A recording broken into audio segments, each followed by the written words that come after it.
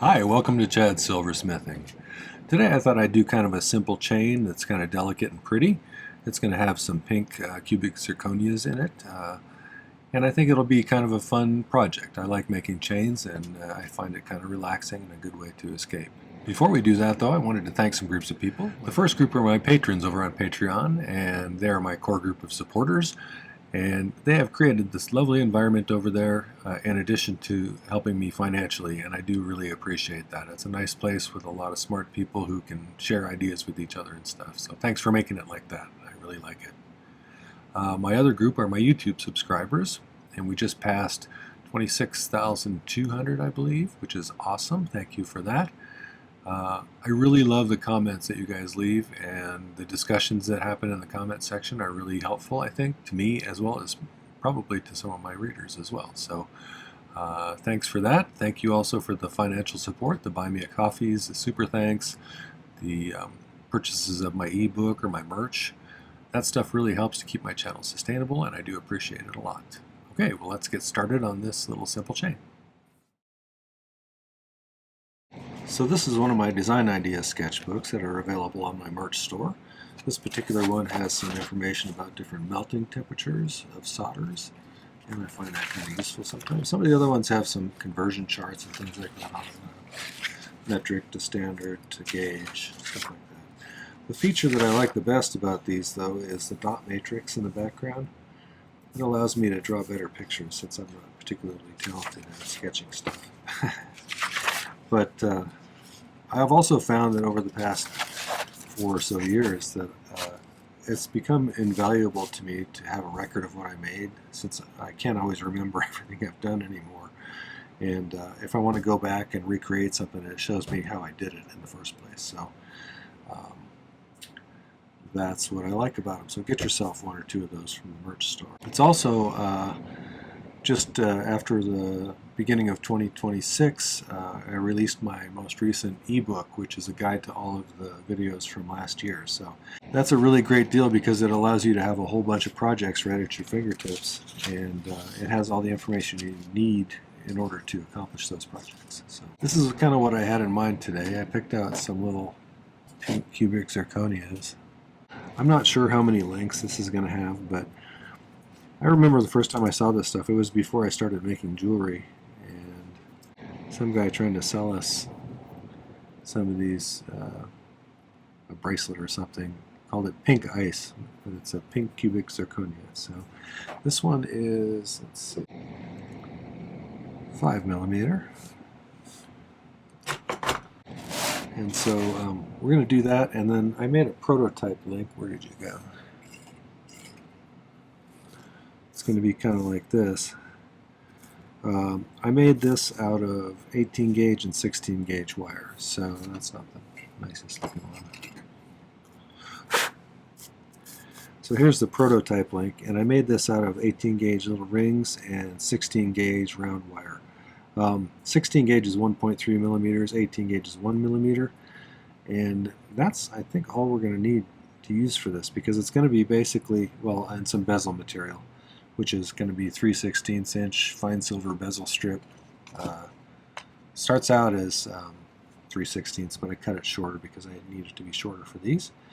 And it's 26 gauge, which is 0.41 millimeters. It starts out at 4.76 millimeters, I think. And we'll make a little clasp out of 16 gauge round as well. These little rings will all be 18. So it's going to be pretty simple, I think. We'll use a little bit of 18 gauge to create a little step inside of the bezel to hold up the faceted stone and for the pavilion to sit on. So that's how we're going to do things today. I'm feeling a little disordered today, so if I do things in weird order or something, let me know. I picked out 5 of these. I think I probably won't need more than 5, but if I do, I'll make another link. So let's make a bezel for one of these. I'll go ahead and make this into a circle. You can wrap this around, you know, round nose pliers or nail making pliers if you want to get it nice and circular. Or a bezel mandrel, I suppose. Sometimes these try and ride up the sides a little bit when you're trying to get the size right. You want to make sure it's sitting flat when you gauge your mark here that we're going to make. Just make sure that's tight around there. Make a little mark just beyond where they meet. I may cut it a little closer in because I had a little bit of extra space there. So I probably will show you how to make one of each of the kinds of links, and then I'll make some of them off camera, and then I'll come back and we'll link them all together and make a little clasp.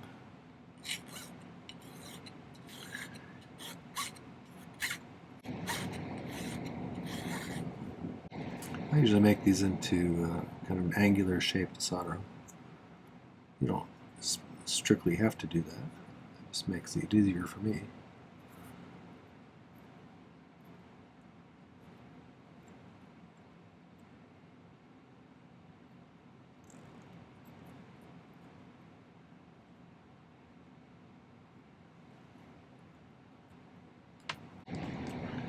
It's nice that everybody does things a little differently when you're doing this kind of stuff. Sometimes I learn all sorts of great ideas from people. I appreciate it when people tell me stuff like that. And also, occasionally I realize that I've been doing something a particular way for a while. And only because I was taught that, and not because there's any particular reason to do it. Did it again. Quit doing that. Okay, we'll put a little bit of solder on top of there. If you're interested in what kind of solder and stuff that I use, I'll put that information up there for you.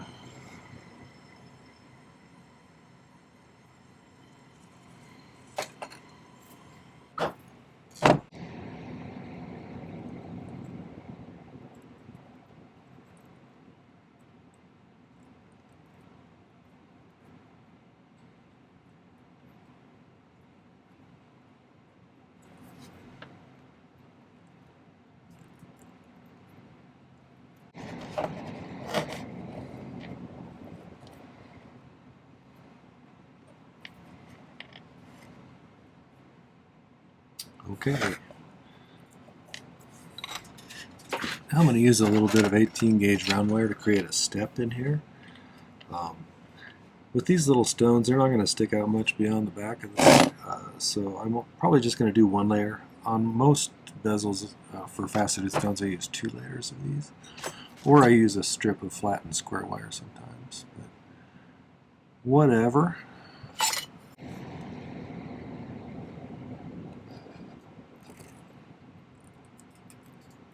I want it to fit just nicely inside of that. I like to overlap them like that. That way I can make it go up or down pretty easily. It's a little bit small. Probably want to cut it so it's just a little bit big. That way I can snip out pieces till it fits perfectly.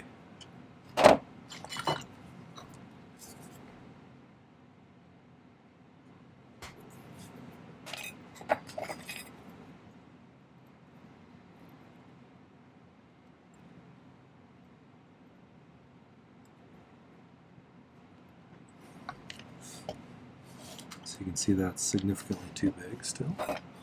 So let's cut a little piece out.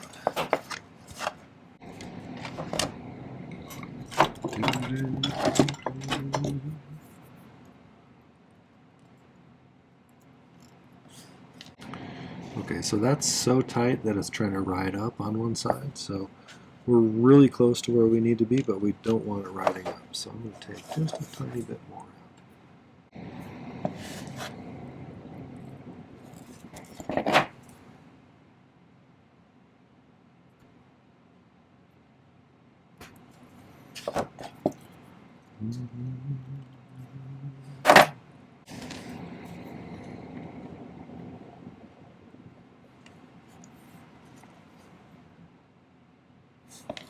One thing you want to make sure is when we go to solder this in, you want it to be sitting nice and flat on the bottom. Otherwise your stone won't have a very good surface to sit on. And so now we'll just solder it in there. I have a bit of solder over here. I might cut a little bit more.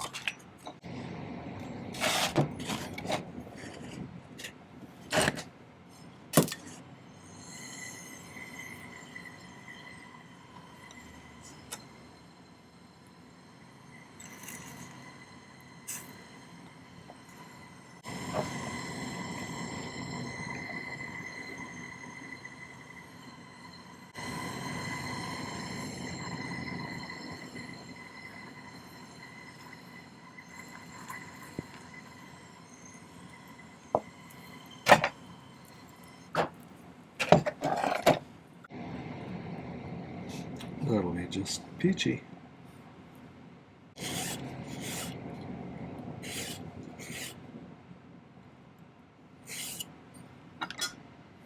So you file it down like that, it's a nice flat bottom. I think what I'm going to do is I'm going to make some little jump rings out of some 18 gauge round wire.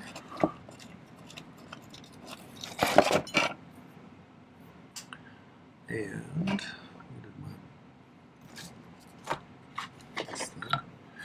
these bail making pliers, I'm going to make some small rings. And I think I made a few earlier. I'm going to make sure I'm making them on the right. Yeah, I made them on the smallest cylinder on here. So let's make a little spring out of this.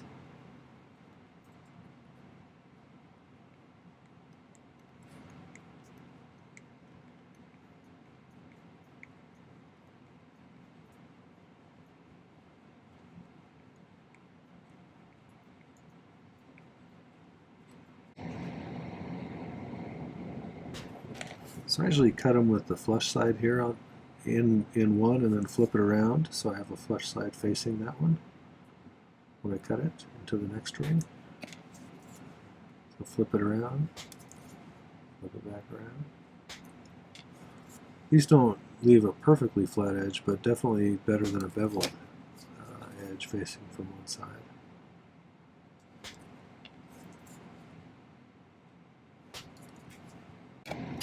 Alright, so let's flatten two of these out, and then I'm going to cut a little piece out, kind of like a little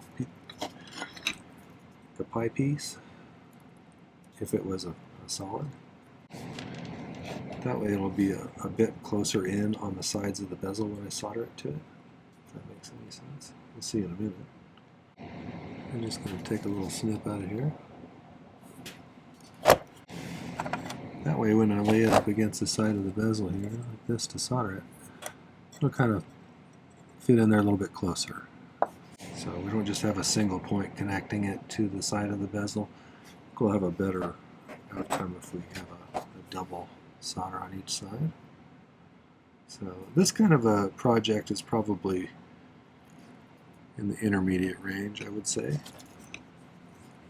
It helps if you know how to pick solder to do little tiny stuff like this. If you're interested in that, I'll put a link up there about pick soldering. I have a pretty good video about that. It's probably the most important trick I ever learned metalsmithing is pick soldering. So, looks like a little monkey with big ears. Get this guy all fluxed.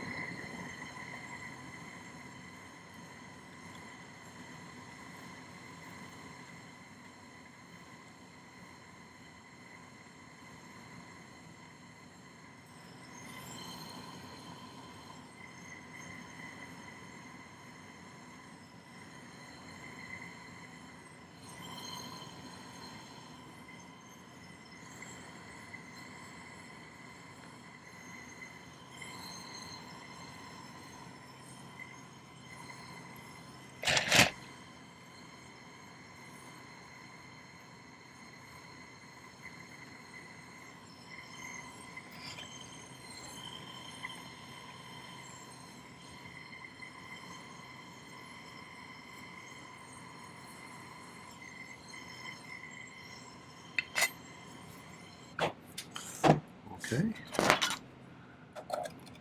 Always check your solder joints to make sure you got a good solid connection. Alright, so let's make another one of these guys that I showed you a minute ago. Like I said, I made some 16 gauge wire with my draw plate out of some 14 gauge because I didn't have any 16, and so this is what's left of it, but I cut some of these pieces off of here. They're about 11 millimeters when I measured. So I'm going to curve both of these so they kind of look like more of a marquee or a football shape.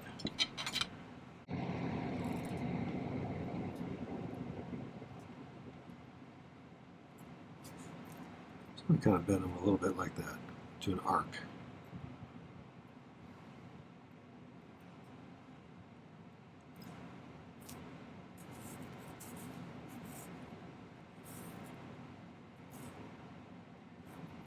I'm going to line them up like that. Grab a couple of these rings.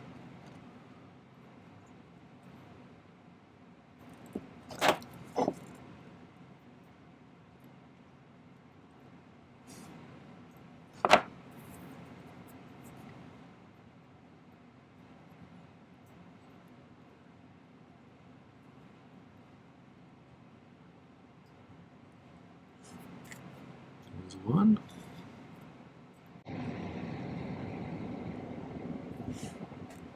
There's two. So let's move these over to the soldering surface. So I put the solder joints on the rings right there in that kind of center point. Try and solder them together there. I think this one needs to be bent a little bit more. I don't think I bent that one quite enough. That looks a little more symmetrical to me. At least until I solder it together, then it won't look symmetrical to me anymore. If the past has any bearing on the present.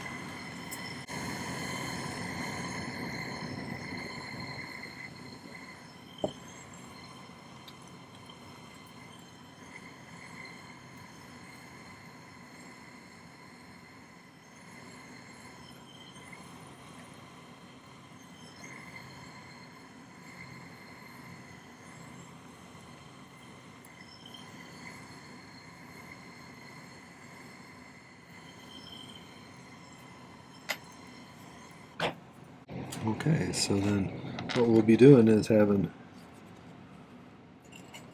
another one I made, a prototype. We'll be doing that with little rings between each of them, and then we'll set the stones in between each on the ones that require a stone to be set. What I did do on these though is I flattened them a little bit. I made a couple of those. So I'm going to take my chasing hammer and just kind of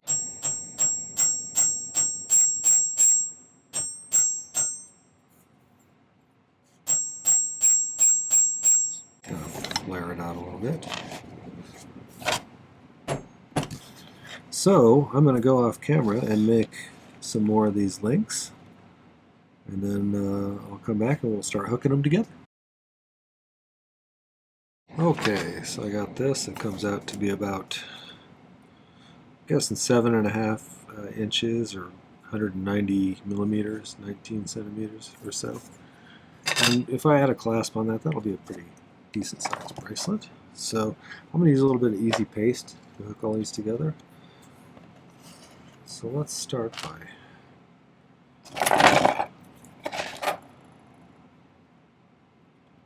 opening this up a little bit.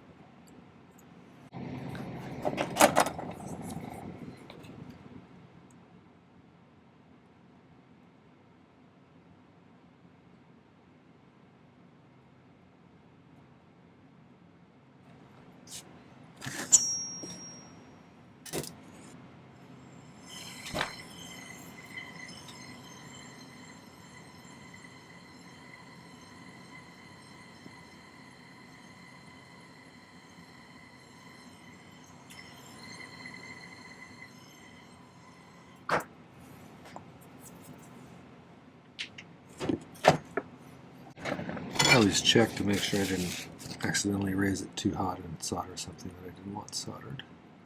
And make sure that the easy solder actually did solder. Looks like it did. So let's go to the next one.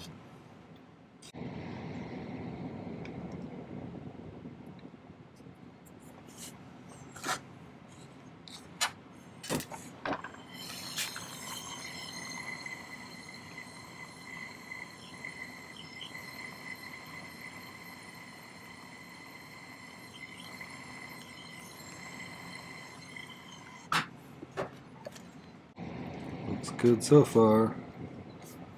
Let's do another one. You can actually do this all with hard solder if you want, but it is a slightly higher risk of accidentally flowing something you didn't want. Flowed?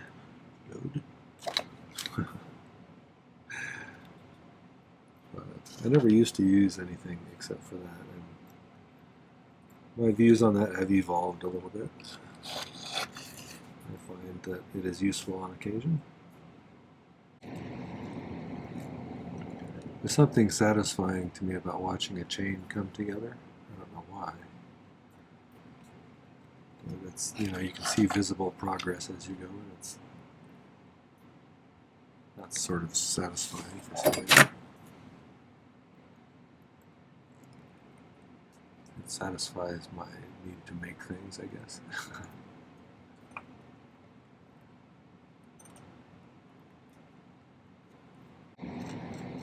If you have trouble not reflowing your other solder joints when you're doing something like this, you can also cover up part of your piece with like a charcoal block so it doesn't get any direct heat. It can work sometimes to keep things from going awry on you.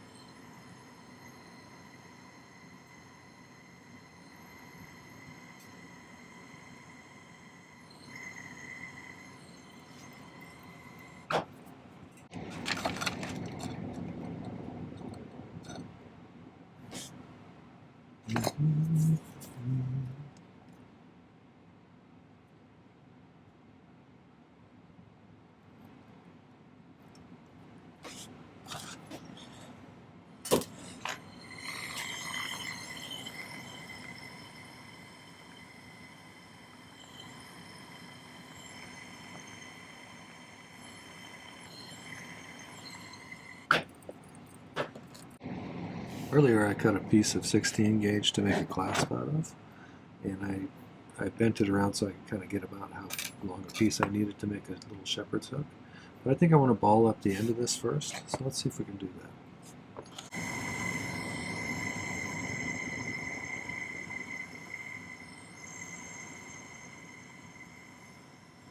Doesn't need to be hugely balled up, just a little bit.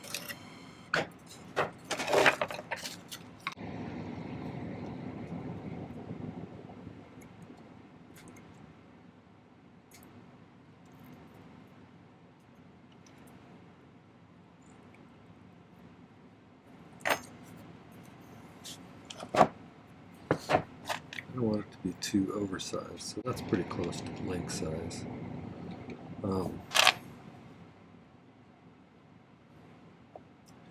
think probably what I'll do after I get this all attached is, and this is pickled, I'll probably hammer this flat to make it really stiff.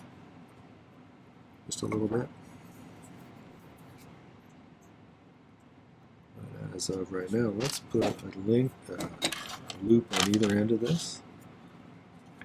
I'm also going to have to make a little 16 gauge loop to hook under the loop, to do a loop-to-loop, so to speak. Loop-de-loop.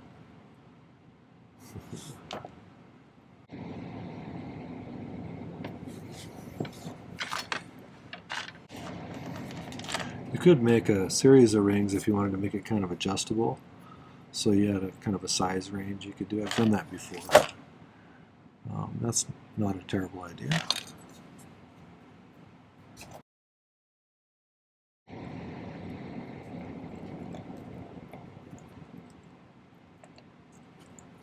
going to do a little box clasp, but I don't know if I have the energy tonight. If you're interested in doing a box clasp, I have a good video about that.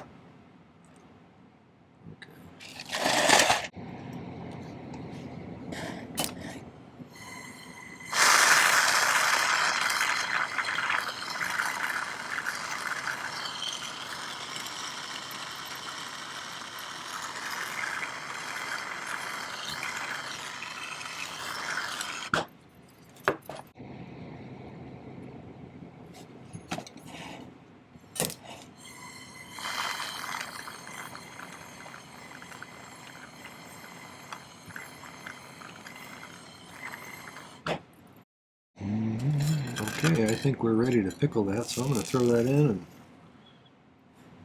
let it clean up and maybe fix my wife a little dinner.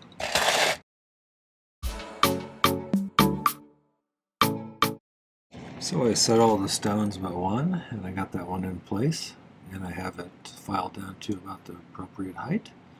I decided to add an additional ring inside of there to raise it up just a little bit more because it just seemed like what I should do for these ones. So there's a little jump ring right underneath this stone. So I do this a little differently than some people. I use the flat side of my chain nose pliers as a bezel pusher. I'm going to try and kind of get the stone to stay in place where it doesn't move at all by doing that.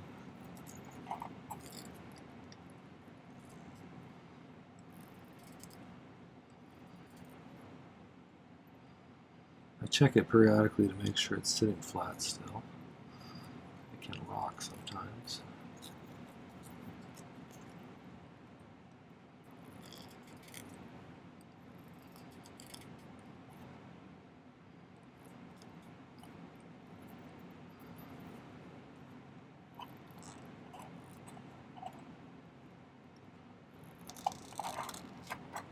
If you need to, you can always find a way to secure this, whether it's in a ring vise or some other kind of vise. It makes it a little easier if you can contain things, keep them from moving around. Last step I'm going to do is use this outer part of the chain nose pliers as a burnishing tool.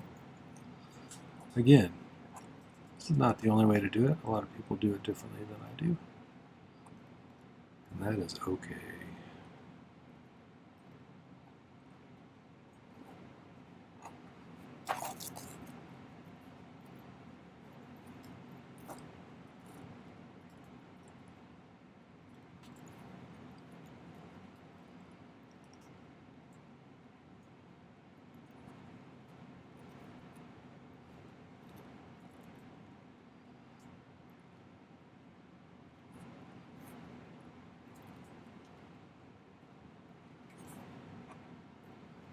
Right. So, we have our little bracelet. I think that turned out nicely. I'm always curious, how other people do things. So if you have a different way that you do things and would like to share it in my comment section, I'd love to hear some of that stuff. And tell me what you think, if you liked it or not. Again, with chains, the sky's the limit as far as your imagination goes. You can come up with lengths that look completely different than anything you've ever seen before. So just do a little brainstorming, do a little sketching, and you'll come up with some cool ideas for chains. So this is just a basic kind of thing, not very fancy, but I think stuff like this ends up looking kind of pretty. It's got lots of sparkle because of the Cubic Zirconias. But, someone will love that. So, one last thing, I forgot to mention this earlier. When you do polish chains, if you're using a polishing wheel, it's a little sketchy until you've had some experience. It's very important to contain all of the loose pieces. You don't ever want anything flopping around and hanging loose from your hands. So I would recommend, if you're new to this, either have someone experienced help you or tumble polish it or something like that. I know you won't get a real polish out of a tumble polish too much. However, you won't lose a finger either, so I don't want you to get something wrapped around the wheel and part of your body. That's always an unfortunate thing to have happen. So be careful, is my message. All right, I will get some pictures of that and put them at the end. All right, well, that was a dainty little simple chain with some pink CZs in it. I hope you enjoyed that. If you did, make sure to hit the like button before you go, and I'd love it if you take a moment and visit my main channel page. I have... All right, well, that was the... All right, well, that was a dainty bracelet with a little pink CZs in it. I hope you enjoyed that. If you did, make sure to hit the like button before you go, and I'd love it if you take a moment and visit my main channel page. I have lots of content over there. I started doing this about 4 years ago, and I do 3 videos per week, so there's quite a bit of content there. There's lots of stuff for different skill levels, and certainly a ton of projects. So I'd also love it if you'd subscribe to my channel. There's no cost to that, and it really does help out. So thanks for that in advance if you do that. And don't forget to hit the video description down below. There's some important links there. There's a link to my ebook if you want to check out that newest one. It's a guide to all of the videos I did in 2025. It has a page for each one, and on each page it has a picture of the sketch that I drew, a picture of the final outcome, a list of materials to make the project. If there's a stone in it, it has some information about the stone, difficulty rating, and some notes I made about the project, whether I liked it, whether it was hard or easy, and what aspects of it might I change if I was to do it again. Stuff like that. So it's a really nice way to have a whole bunch of projects right at your fingertips, and a super nice way to support my channel. So get yourself one of those. There's also a link to my Patreon if you want to find out more about the various tiers of membership over there, some of which include live streams and special videos made for Patreon. It's a great community over there with a nice group of people, so you might want to check it out and find out if you want to be part of that. There's a link to my merch store if you want to get yourself one of those nice design idea sketchbooks that I talked about earlier.